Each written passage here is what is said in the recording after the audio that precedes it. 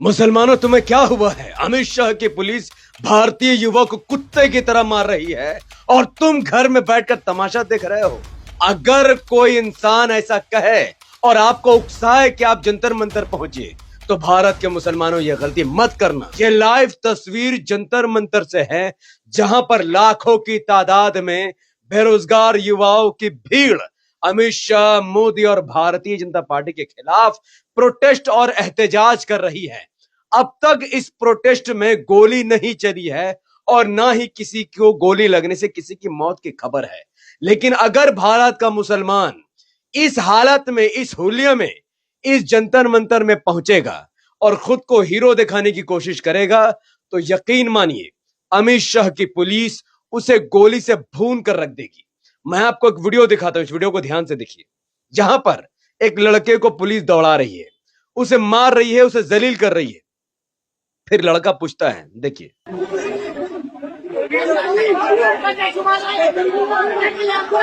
तो ये लड़का कह रहा है अपने मुंह से कि इससे अच्छा है कि गोली मार दो। लेकिन सवाल यह है कि दिल्ली पुलिस आखिर गोली क्यों नहीं मारती? क्योंकि ये लड़का मुसलमान नहीं है। इस लड़के के चेहरे पर दाढ़ी और चेहरे और सर में टोपी नहीं है। अगर यहां कोई मुसलमान होता तो दिल्ली पुलिस बिना संकोच के सीधा गोली मार देती। मैं आपको सीएए आंदोलन का एक वीडियो दिखाता हूं, जिसमें साफ साफ देखा जा सकता है कि पुलिस सीधा सीना और सर की तरफ पॉइंट करके गोली मारती है और इस तरीके से 23 मुसलमानों को सिर्फ उत्तर प्रदेश में मौत के घाट उतार दिया जाता है। क्यों? क्या मुसलमान ये डिमांड कर रहे थे कि हमें रोजगार दो?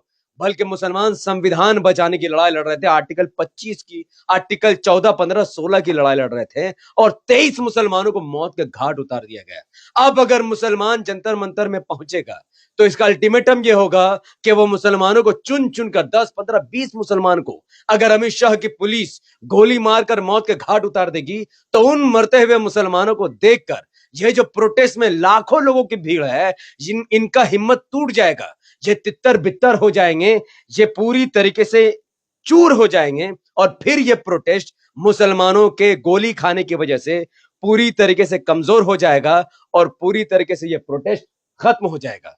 तो ये मुसलमानों के हाथ में है कि वो क्या चाहते हैं।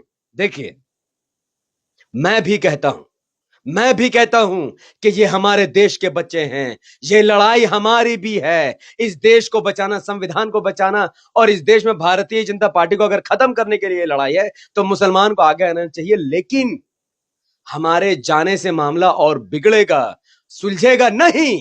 तो इनकी मदद करने के और भी रास्ते हैं। इस प्रोटेस्ट में आप खाना बांटिए, आप इनकी मदद कीजिए, इनकी सेवा कीजिए, इनके जख्मों पर मरहम लगाइए। इस्लाम भी सिखाता है भूखे को खाना खिलाओ, प्यासे को पानी पिलाओ, यही इस्लाम है। तो आप जाकर वहां लोगों की मदद कीजिए, लेकिन डायरेक्ट प्रोटेस्ट का हिस्सा मत बनिए, डायरेक्ट मीडिया को बाइट नहीं दीजिए। आपका एक गलत पैगाम, आपका एक गलत स्टेटमेंट पूरे प्रोटेस्ट को तबाह बर्बाद करके रख देगा और गोदी मीडिया अलग तरीके से उसको दिखाएगी। आज भी भारी संख्या में मुसलमान वहां खाना पहुंचा रहे हैं, पानी पहुंचा रहे हैं, स्विगी का इस्तेमाल करके, जोमेटो का इस्तेमाल करके उन प्रोटेस्ट कर रहे छात्रों की मदद कर रहे हैं। इससे ज्यादा मदद करने की कोशिश मत कीजिए, क्योंकि अगर फिर भी आपको अगर चुल मचा है कि आप वहां पर जा रहे हैं या फिर अगर आप वहां से नहीं निकल रहे हैं, तो इस वीडियो को देखिए। जो पायलट गन कश्मीर में यूज हुआ था, वही गन दिल्ली में यूज हुआ है और एक व्यक्ति को उससे इफेक्टेड बताया गया है और वो एक व्यक्ति का नाम कुरैशी है। यानी एक मुसलमान जिसको चिन्हित करके उस पायलट गन से गोली मारी गई है, क्योंकि वो मुसलमान है और उसको वही गोली मारी गई जो पायलट गन कश्मीर में यूज होती थी। क्या अब भी आप जंतर मंतर जाना चाहेंगे? मैं फिर मुसलमानों को वार्न कर रहा हूं, मत जाओ, मशवरा दे रहा हूं, मत जाओ। उनका प्रोटेस्ट खराब करने की जिम्मेदारी मत लो। एक मैं वीडियो दिखा रहा हूं, उस वीडियो को समझिए कि ये हिंदू महिला क्या कह रही है। एक पुलिस वाली कह रही जल्दी ले जा वरना थाने में ले जाकर नंगा करके मारेंगे तुझे। अरे बहन बेटियों को बहुत गंदी गंदी गालियां दे रहे हैं कि अरे प्रोस्टिट्यूट साली यहाँ आ गई, भाड़ में गई, शांति वांति, तुम साले कीड़े मकोड़ो, ऐसे करके मारा, मुझे गंदी गंदी गालियां दी 2 पुलिस वाले। अब सोचिए कि अगर कोई एक हिंदू महिला के साथ पुलिस वाले दुष्कर्म करने की धमकी दे रहे हैं, तो अगर उनके हाथ में कोई मुस्लिम महिला लग गई तो ये पुलिस वाले क्या करेंगे? ऐ हमारे कौम के इज्जतदार माँ और बहनों, इस प्रोटेस्ट से दूर रहो। ये लोग इंतजार कर रहे हैं, ये लोग नाम पूछ पूछ के कार्रवाई कर रहे हैं, मुसलमानों को ढूंढ रहे हैं। अमित शाह की पूरी फौज उतरी हुई है, 2000 से ज्यादा आर्मी अब तक अमित शाह जी ने पूरे दिल्ली के जंतर मंतर में उतार दिया और वो लोग मुसलमानों को ढूंढ रहे हैं। तो तुम समझते क्यों नहीं? एक और वीडियो देखो। वो मुझसे जबरदस्ती पूछ रहा है आप हिंदू या मुसलमान। उनका एक मोटिव है। पुलिस के अधिकारी ने वो दो स्टार लगा के खड़ा था। वो बोल रहे हैं कि आप हिंदू या मुस्लिम। मेरे को मारा गया पुलिस के द्वारा, वो भी मेल पुलिस के द्वारा मेरे को मारा गया। छाती पे से कपड़ा फाड़ा, छाती पे लात मारा। उसके नेम प्लेट भी नहीं थे, नेम प्लेट नहीं है, वो ग्रे कलर का कपड़ा पहनकर आ गया। हम तो ना मानेंगे, वो पुलिस है। आरएसएस के गुंडे थे, बिना सोचे समझे उसने एक लात मारा मुझे यहाँ पे। बस मैं प्रेग्नेंट लड़की थी, उसका हाथ पकड़ के मैं बस बाहर खींच रही थी। अंदर एक जेल में रख दिया अकेला। 7 घंटा मैं वहाँ रही थी। अब सोचो ये मुसलमान होती तो क्या होता। 7 घंटे तक इस लड़की को जेल के अंदर अकेले छोड़ दिया गया और इससे पूछा गया कि तुम कौन हो, क्या तुम मुसलमान हो? अब सोचो हमारे कौम के ज़दर माँ और बहनों, क्या हो गया है तुम्हें? मत जाओ। इस प्रोटेस्ट का समर्थन मैं भी करता हूं, लेकिन इस प्रोटेस्ट में जाकर मैं इस प्रोटेस्ट को खराब नहीं करना चाहता। भारत की राजनीति को समझो, अमित शाह मोदी जी के प्लानिंग को समझो, भारतीय जनता पार्टी और आरएसएस के विचारधारा को समझो। ये इंतजार कर रहे हैं कि इस प्रोटेस्ट को जिहाद से जोड़ दिया जाए, ये इंतजार कर रहे हैं इस प्रोटेस्ट को एंटी नेशनल बना दिया जाए। और जब तक मुसलमान इस प्रोटेस्ट का हिस्सा नहीं बनेंगे तब तक इस प्रोटेस्ट में गोली नहीं चलेगी। ये प्रोटेस्ट एंटी नेशनल नहीं कहलाएगा। तो इस प्रोटेस्ट को कामयाब बनने दो। मुसलमानों को इस प्रोटेस्ट में नहीं जाना चाहिए, वरना पुलिस मुस्लिम को देखकर गोली भी मारेगी और अमित शाह की फौज मुस्लिम महिलाओं के साथ क्या करेंगे इसकी कोई गारंटी नहीं है।